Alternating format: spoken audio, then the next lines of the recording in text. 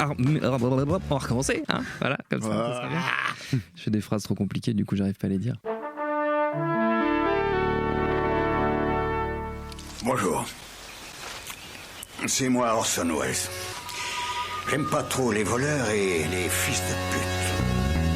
Salut c'est nos ciné, votre rendez-vous avec le cinéma qui souvent avec joie voit se maintenir face au poids grandissant des studios sans âme et de leurs armées de yes men tout juste bons à débiter de la bouillie numérique au kilo, quelques irréductibles artisans de l'image comme on en fait malheureusement de moins en moins. On est peut-être des vieux réacs mais c'est comme ça. Aussi impossible pour nous de manquer la sortie d'un nouveau Clint Eastwood, le vieux grognard, nous revenant en ce mois de février 2018 avec le 15h17 pour Paris dont on va causer avec un trio de grands voyageurs qui ont déjà fait la gueule réunis ici à l'antenne Paris. Arnaud Bordas, salut Arnaud. Salut Punk. David Honora, salut David. Salut Thomas. Stéphane Moïsaki, salut Stéphane. Salut Thomas. C'est nos ciné épisode 121 et c'est parti. Monde de merde. Pourquoi il a dit ça? C'est ce que je veux savoir. C'est parce que j'ai dit vieux grognard, c'est ça? Exactement. Ça te plaît pas comme expression? Bah, c'est honorifique comme titre, grognard. Ah bon? Non, Arnaud? Ouais, Toi qui t'y connais en il fait histoire. la fine bouche, mais attends de voir ce qu'il va Un dire. grognard c'est âgé. Un grognard âgé, c'est ça que j'aurais dû dire. Oui, c'est les vieux soldats de racisme l'empereur anti-vieux. quand même. Voilà, c'est ça, c'était les soldats de Napoléon. Hein. Bon, Un peu de c'est- culture, monsieur Moïsaki. Allez. Clint, Bref, c'est l'empereur. allez, Clint, c'est l'empereur, c'est vrai.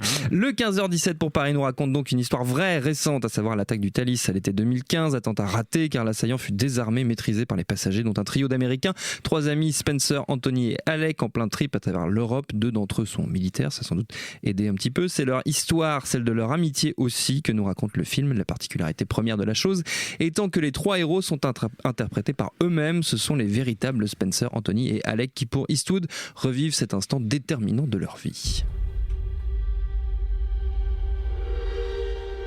Gentlemen, there you go. Thank you. Look at the baby soda, Spencer. Alex, shut the heck up.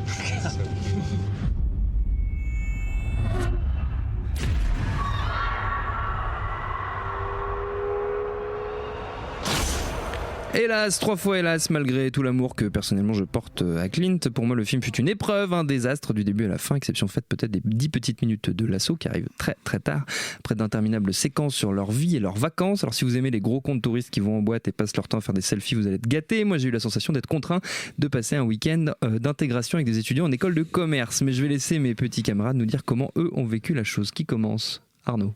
Tiens, ça tombe sur toi. Bon, je voulais pas commencer. Ah bon, d'accord. Écoute, Bon bah tu commences pas. Pour moi, c'est un chef-d'œuvre. Non, c'est difficile, hein, ouais, parce que quand on aime beaucoup le cinéma de Clint Eastwood, le truc, c'est effectivement, c'est un ratage total, quoi. Le truc, c'est que jusqu'ici, le cinéaste Eastwood, enfin jusqu'à il y a quelques années, on va dire qu'il filmait des anti-héros. Mais en les mythologisant, quoi. C'était ça qui était fort, quoi, et impressionnant dans son cinéma. Maintenant, depuis quelques années, il semble qu'il ait fait une sorte de chemin inverse, c'est-à-dire un retour vers la réalité, pour essayer de comprendre on va dire par la retranscription de leur expérience intime, comment des personnes peuvent franchir le pas qui leur permet de devenir un héros. En tout cas, c'était le cas de Sully notamment. Voilà, mais je me reprends parce que c'est pas exactement ça. De franchir le pas, non pas qui leur permet de devenir un héros, mais qui leur permet d'être vus comme un héros. Oui, de montrer au monde qu'ils sont des héros. Voilà, que le monde les perçoit comme des héros. C'est ça Sully, le capitaine de l'avion dans le film précédent. C'est ça le sniper d'American Sniper. C'est ça encore ces 3 personnages-là. Voilà. Là, je pense qu'il a tenté, les intentions du film sont nobles, hein. Moi j'avais envie de le voir pour ça, quoi. On a l'impression qu'il a tenté de monter un grade supplémentaire dans cette démarche, déjà en embauchant les trois personnes qui ont vécu cette aventure pour leur faire jouer leur propre rôle. Et puis aussi dans le traitement du film, hein, il y a constamment, on a l'impression, une volonté de vouloir créer une sorte d'effet de réel, et qui en fait, moi je trouve, prend tout son sens, mais c'est trop tard, c'est beaucoup trop tard vu tout ce qui a précédé, dans le plan d'ouverture de la séquence à l'Élysée à la fin, où on voit, c'est pas du spoil, hein, mais où on voit les trois personnages, donc les 3 vraies personnes qui les jouent, qu'on vient de voir pendant tout le film, côte à côte avec François Hollande dans les images d'actu, quoi. Et donc là, je pense que c'est là où on se dit, ah oui, c'est ça qu'il voulait faire. Mais le problème, c'est que en fait, les partis pris qu'il a pris en cours de route, c'est-à-dire une narration très relâchée, une photo très relâchée, des acteurs très peu plus que relâchés, là c'est la catastrophe, quoi. Sape finalement tout ça, c'est-à-dire je pense que la volonté de rechercher cet effet de réel a fini par lui faire oublier qu'il y avait le mot effet dans effet de réel, quoi. Et que c'est qu'avec ça qu'on fait du cinéma, quoi.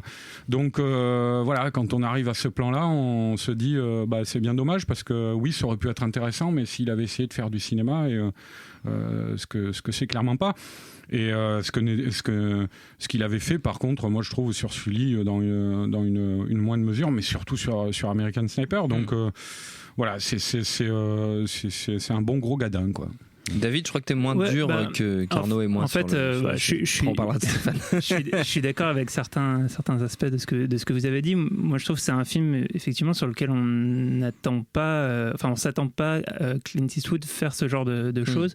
Parce que c'est un film très conceptuel avec finalement assez peu d'emphase, assez peu de style visuel.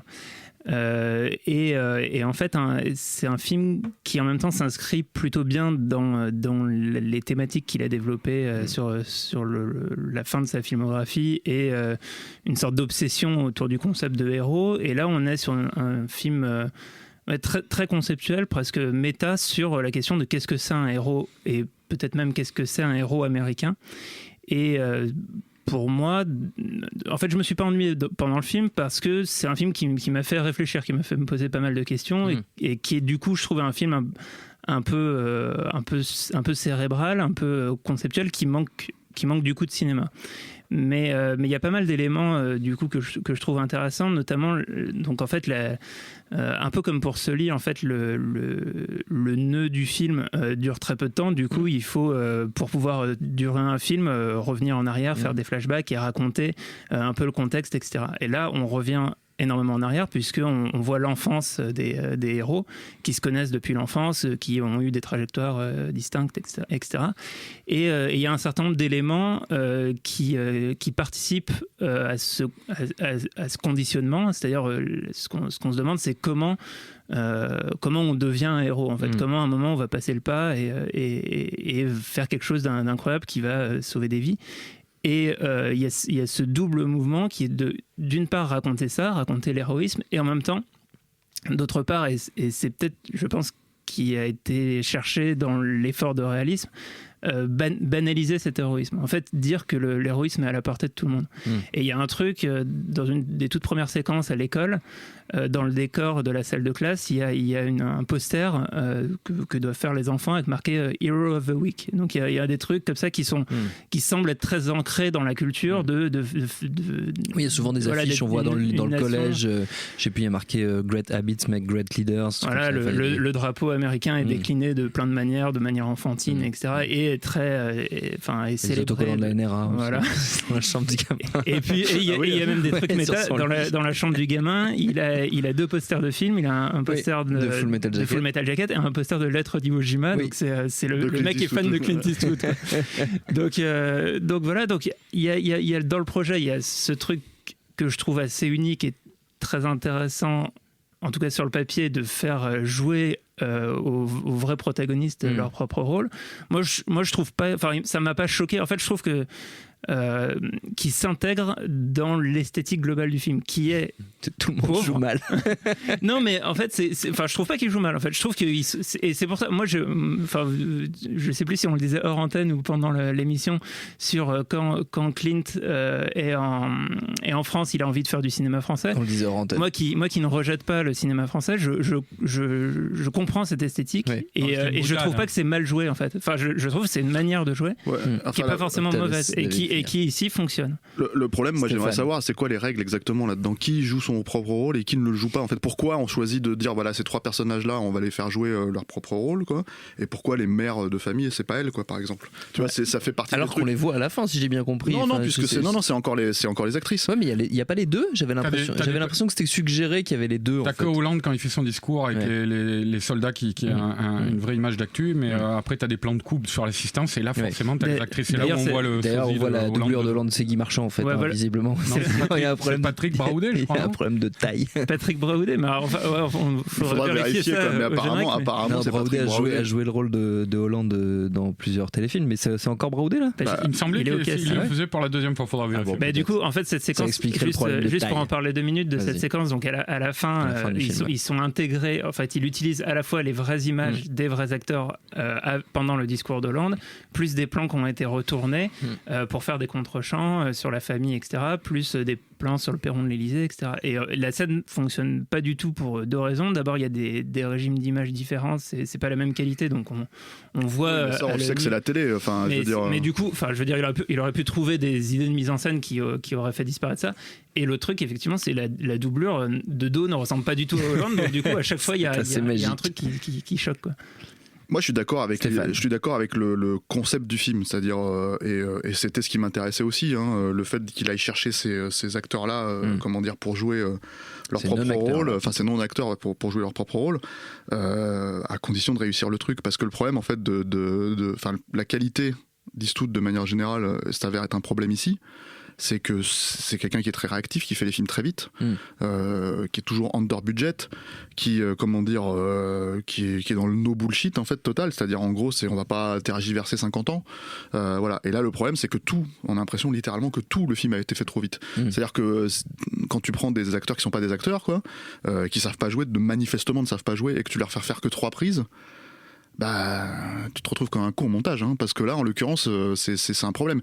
Mais tout le film est fait comme ça, c'est-à-dire que dans cette notion on lui a beaucoup reproché de mythologiser justement le personnage d'American Sniper, mais dans 15, 20, 30 ans, 40 ans, peu importe en fait, quand on regardera ce film-là et qu'on sera sorti du contexte, bah ça sera un film, vraiment. C'est-à-dire que en gros, si tu veux, même si c'est faux, même s'il allait pas à la chasse avec son père, bah le fait qu'il y ait cette scène au début où il parle, comment dire, où il prend son fusil, en fait il lâche son fusil et son père lui dit tu ne lâches pas le fusil, comment dire, sur le truc quoi.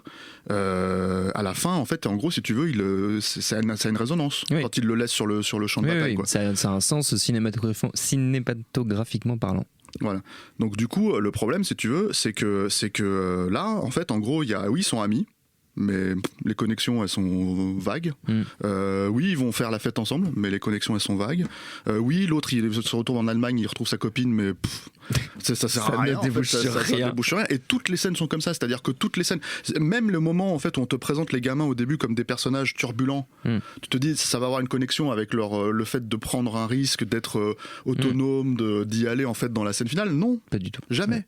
Donc le problème c'est que effectivement t'as ce souci pour moi de regarder un film qui est du remplissage pur, c'est-à-dire en attendant la fameuse scène qui quand elle arrive pour moi est non événementielle.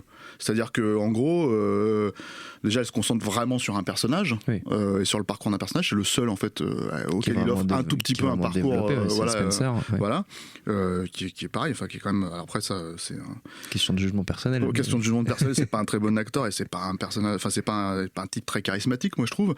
Voilà. Et les autres personnages, ils n'existent pas. Ils sont littéralement, le Black, je sais, j'ai perdu son nom. Anthony, il est inexistant dans le film. Voilà, et parce que c'est pas un, comment dire, un troufion. Mais le problème en fait, c'est que voilà, il y a ce truc, et du coup, moi j'ai l'impression que le film a été fait. En gros, j'ai l'impression qu'ils ont compilé les moments que les mecs ont vécu. Ils se sont dit bon, on va essayer d'en faire quelque chose de comment dire. De l'ordre d'un film, parce que c'est ça le problème, c'est qu'on regarde un film, on regarde pas un documentaire, on n'est pas en train de regarder un truc ou un téléfilm Lifetime, parce que moi c'est vraiment ça que ça m'a fait penser, hein. Ouais, c'est-à-dire que après ça c'est un autre problème. Moi quand le film s'est terminé, qu'on a regardé le générique et je voyais que c'était encore Tom Stern le chef-op, je me suis dit mais c'est le mec qui a fait la lumière de $1 Million Baby qui a fait ça. C'est pas possible.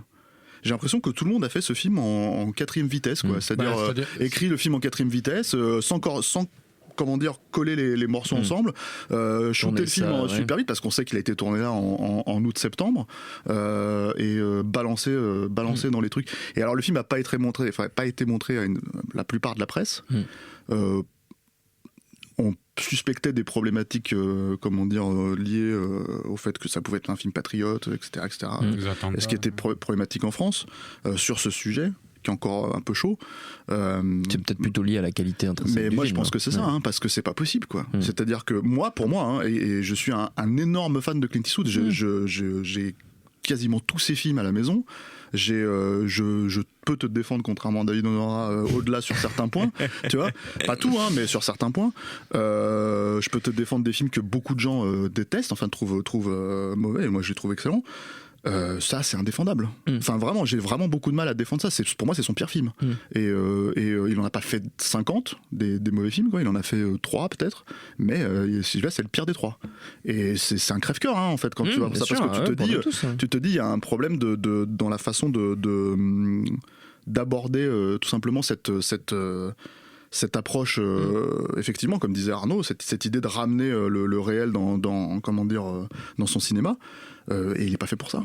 Il est juste pas fait pour ça, quoi. Il a inversé l'injonction de Liberty Valance, en fait. Il a peut-être eu l'impression que la réalité était supérieure à la légende et qu'il pouvait se contenter de la mais quand il faisait ça, encore une fois, quand il faisait ça avec American Sniper ou Sully, je veux dire, le truc avec Sully, par exemple, c'est qu'on pourrait croire que le sujet est pas très intéressant parce que ça se passe dans les 3 minutes, en gros, où il a sauvé les passagers. C'est pas ça, le sujet. Le sujet, c'est un héros.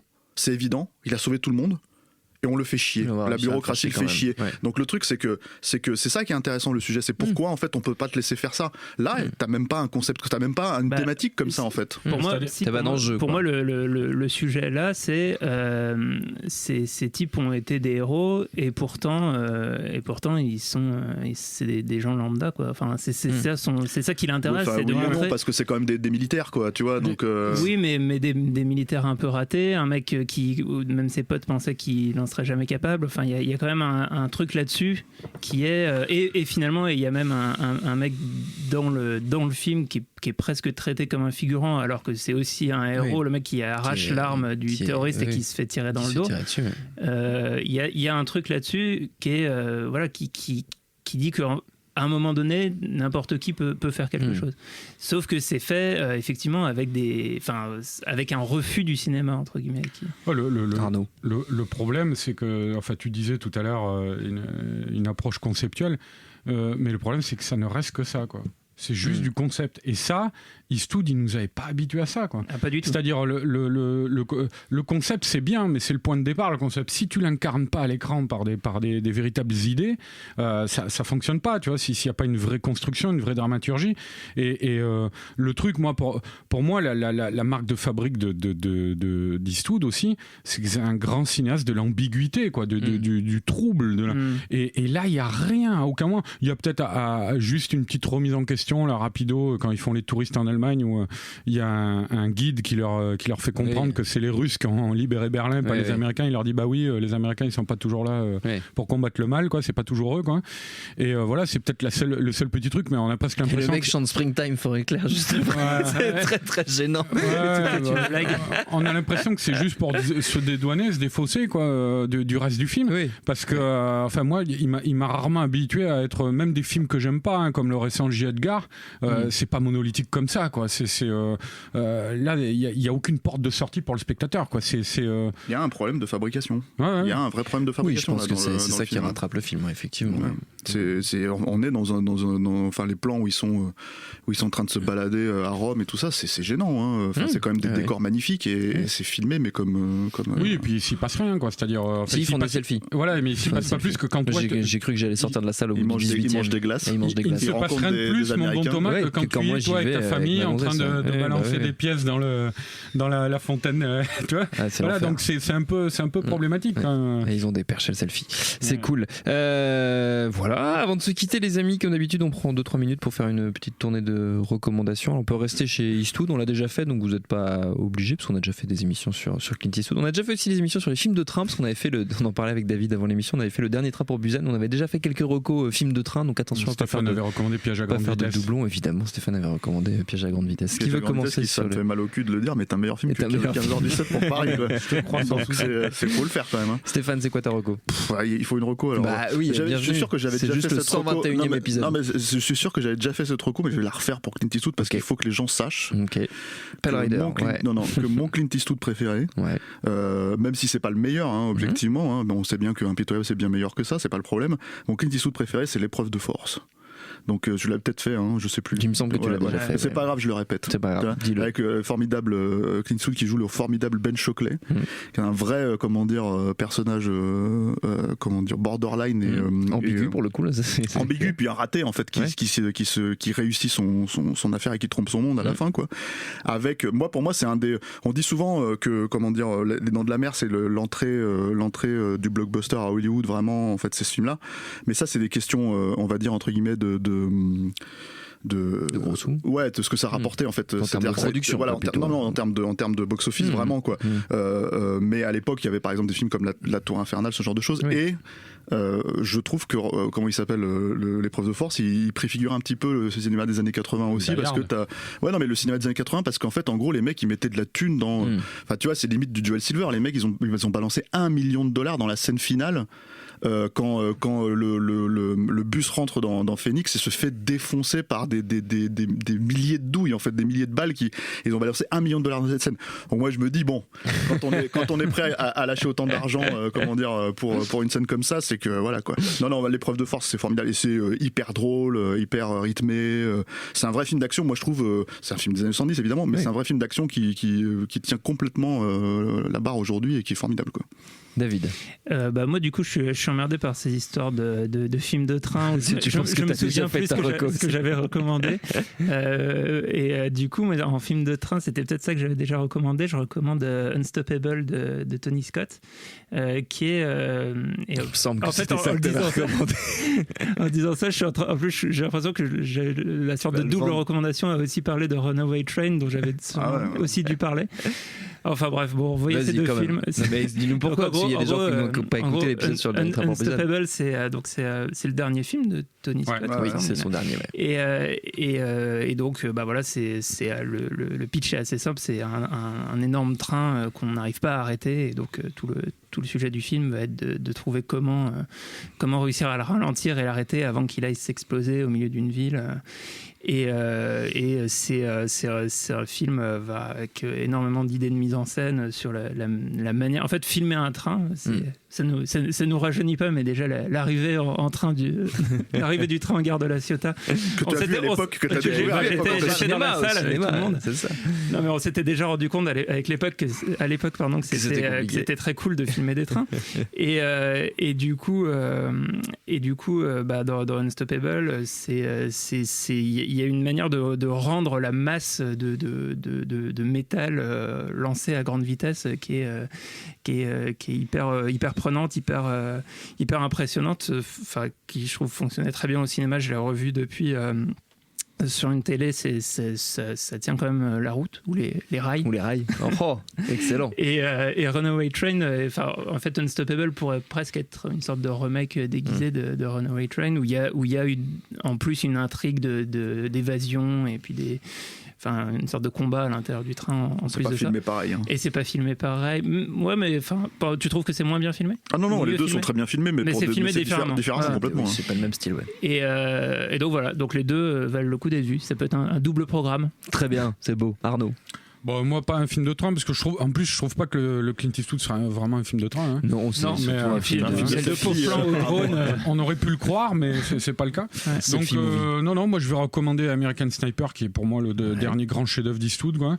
Et je vais d'autant plus le recommander que, par exemple, là, je viens de voir avant l'émission une dépêche de l'AFP qui rapportait une critique là, et qui disait voilà, Clint Eastwood est mort. Ça fait déjà plusieurs films, comme dans American Sniper, qu'il a cédé à une sorte de patriotisme dégoûtant dégoulinant, machin tout. Enfin, je veux dire, il suffit. Je pense que si on se tape les deux films l'un à la suite, on verra nettement la différence.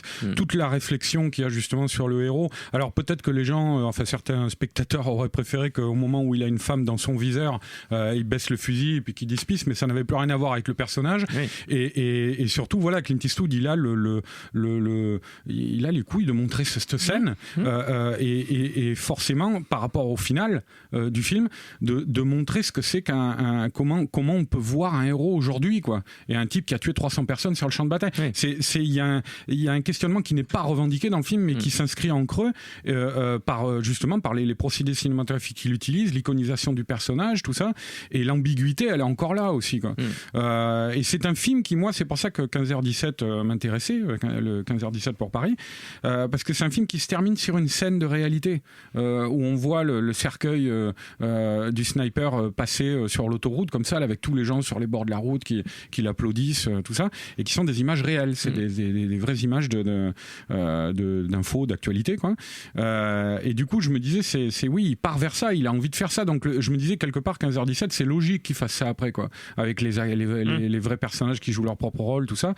Et voilà, quelle déception, mais oui, non, regardez le formidable American Sniper. Voilà, sinon le 15h17 c'est à voir au cinéma si vous avez le courage. Notre temps est écoulé, merci à tous les trois, merci à Quentin à la technique, à l'antenne Paris pour l'accueil. Rendez-vous sur binge.audio, le site de notre réseau de podcast Binge Audio pour toutes les infos utiles, les dates d'enregistrement en public si vous voulez venir nous voir, et on vous dit à très vite.